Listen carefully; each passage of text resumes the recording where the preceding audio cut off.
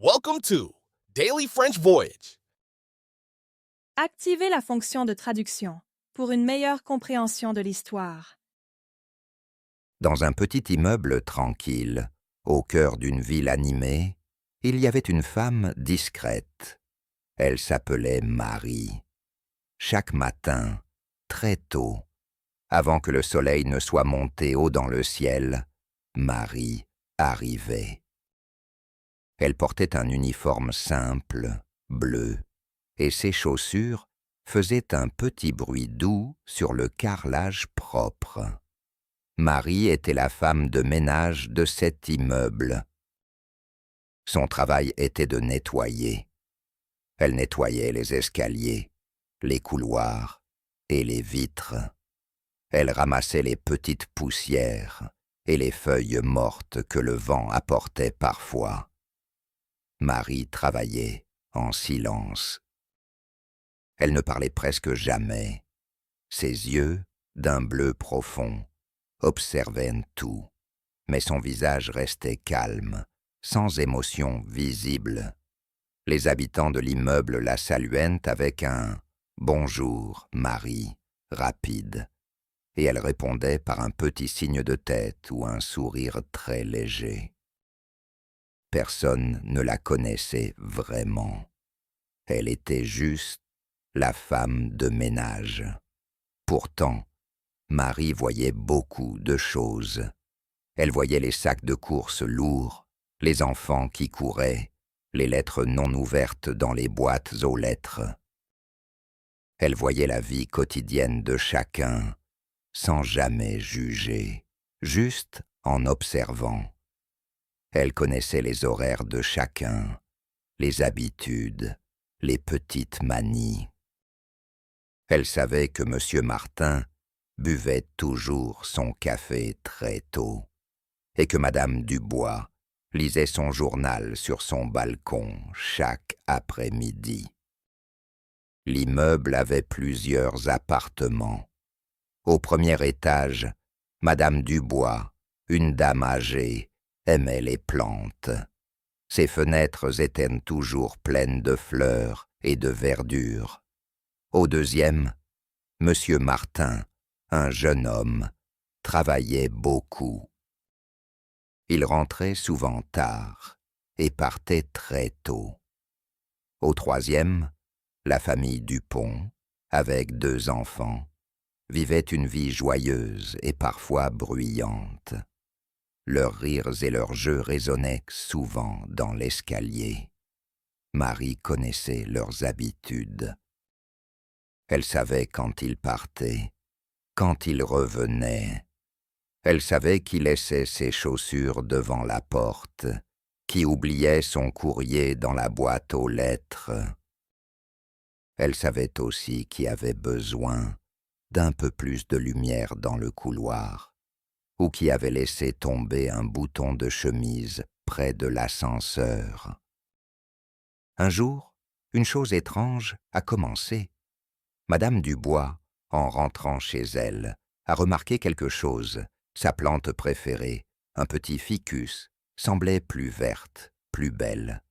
Elle a pensé « C'est bizarre, je ne l'ai pas arrosée ce matin ». La terre était humide et une feuille jaune avait disparu. Madame Dubois était perplexe. Elle s'est dit que peut-être elle avait oublié. Le lendemain, la même chose s'est produite.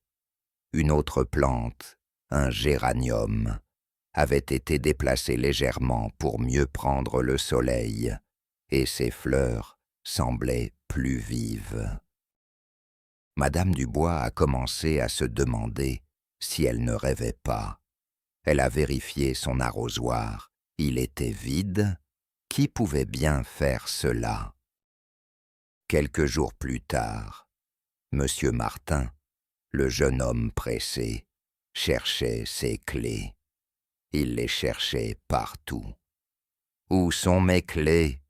pensait-il, en retard pour son travail. Il avait fouillé ses poches, son sac, et même sous son lit. Il a regardé sur la petite table de l'entrée. là où il les laissait toujours. Et là, les clés étaient là, posées bien en évidence, à côté de son portefeuille. Il était sûr de les avoir laissées ailleurs, sur une chaise dans le salon, ou peut-être même dans la cuisine. Il a haussé les épaules et est parti, un peu soulagé, mais aussi un peu troublé. Ce n'était pas la première fois qu'il retrouvait des objets égarés à leur place habituelle. Une fois, c'était son porte-monnaie. Une autre fois, ses lunettes de soleil. La famille Dupont aussi a commencé à remarquer des choses. Un soir, après une journée à l'école, les enfants avaient laissé leurs jouets partout dans le salon. Des voitures, des poupées, des blocs de construction couvraient le tapis. Le matin, avant de partir, Madame Dupont a vu que les jouets étaient rangés dans leur boîte. Pas parfaitement, mais rangés. « C'est étrange », a-t-elle dit à son mari. « Tu as rangé les jouets ?» Son mari a répondu « Non, pas moi. » Ils se sont regardés, un peu amusés, un peu curieux. Un autre jour, une pile de livres d'enfants, tombés de l'étagère, a été retrouvée soigneusement empilée sur la table basse. Les parents se demandaient si leurs enfants n'étaient pas devenus des magiciens la nuit. Ces petits changements se multipliaient. Un livre oublié sur le banc du couloir était retrouvé sur la petite étagère commune, non pas jeté, mais posé avec soin. Une ampoule grillée dans l'escalier, qui était restée éteinte pendant des jours, a été remplacée par une nouvelle, brillante. Des traces de chaussures sur le tapis de l'entrée disparaissaient plus vite que d'habitude. Même les petites toiles d'araignée dans les coins du plafond semblaient disparaître comme par magie. Les habitants ont commencé à en parler. Ils se rencontraient dans le hall, près des boîtes aux lettres, et chuchotaient. « Vous avez remarqué ?» a demandé Madame Dubois à Monsieur Martin un matin, près de la boîte aux lettres. Son visage était plein de surprise. « Mes plantes sont toujours arrosées, même quand je n'ai pas le temps. » Monsieur Martin a répondu, en souriant. « Oui, et mes clés, elles sont toujours au bon endroit. » C'est comme si quelqu'un les rangeait pour moi, un petit lutin invisible. La famille Dupont, qui passait par là, a ajouté « Nos enfants rangent leurs jouets la nuit. C'est un miracle. Nous pensions que c'était un fantôme gentil. » Ils ont ri, mais leurs yeux montraient une vraie curiosité.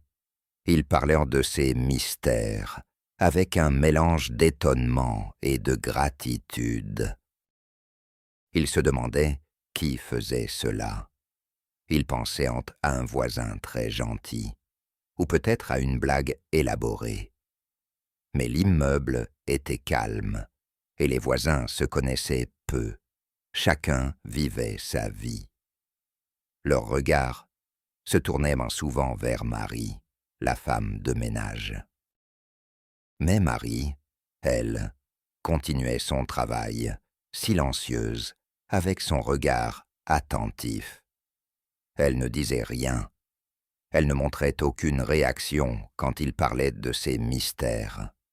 Son visage restait impénétrable, comme si elle n'entendait rien.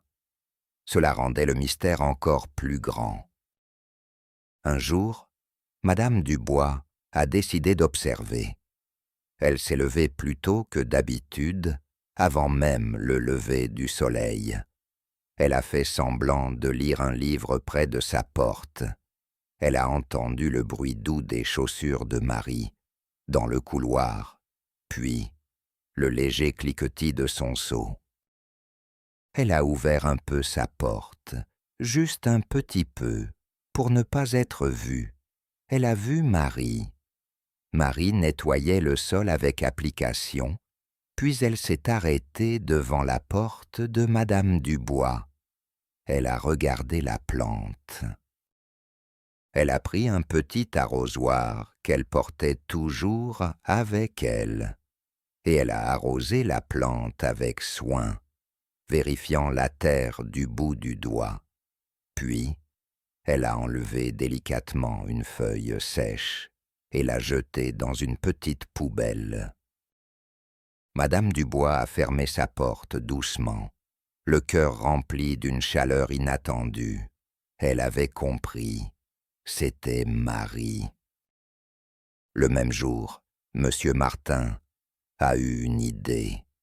Il a laissé exprès ses clés sur une chaise dans le couloir, près de sa porte, bien en vue. Il les a laissées là toute la nuit. Le matin, il a ouvert sa porte avec une certaine excitation. Les clés n'étaient plus sur la chaise. Elles étaient sur la petite table de l'entrée, à leur place habituelle, comme par magie. Il a souri. Il savait maintenant. Il se sentait un peu bête de ne pas y avoir pensé plus tôt. La famille Dupont, elle, a décidé de laisser un petit mot. Sur la boîte à jouets, ils ont écrit avec de grosses lettres d'enfant. « Merci beaucoup pour votre aide. » Le lendemain, le mot était toujours là, mais les jouets étaient rangés. Et à côté du mot, il y avait un petit dessin d'une fleur, très simple, fait avec un crayon de couleur. C'était sûrement Marie, qui avait répondu à sa manière silencieuse. Les habitants ne disaient rien à Marie directement. Ils ne voulaient pas la mettre mal à l'aise ou la faire se sentir observée. Mais leur comportement a changé. Quand Marie passait, ils lui offraient un café chaud, un petit gâteau fait maison. « Marie, voulez-vous un café ? Il fait froid ce matin, » a dit Madame Dubois avec un grand sourire, un sourire plein de reconnaissance. Marie acceptait avec un petit hochement de tête et ses yeux bleus brillaient un peu plus, un éclat de joie silencieuse. Monsieur Martin lui laissait parfois une petite bouteille d'eau fraîche en été. La famille Dupont lui apportait des biscuits que les enfants avaient décorés. Un matin, il faisait très froid. Madame Dubois avait oublié son écharpe en laine sur le banc dans le couloir. Marie l'a vue. Elle l'a prise, l'a pliée soigneusement pour ne pas l'abîmer et l'a déposée sur la poignée de la porte de Madame Dubois. Plus tard, Madame Dubois a ouvert sa porte, a vu l'écharpe. Elle a compris la gentillesse de Marie, cette attention discrète qui rendait leur vie plus facile et plus agréable. Le mystère n'était plus un mystère. C'était une belle histoire, une histoire de bienveillance et de générosité silencieuse. Marie n'était pas seulement la femme de ménage, elle était comme un ange gardien pour l'immeuble. Elle prenait soin des lieux, mais aussi, à sa manière silencieuse, elle prenait soin des gens.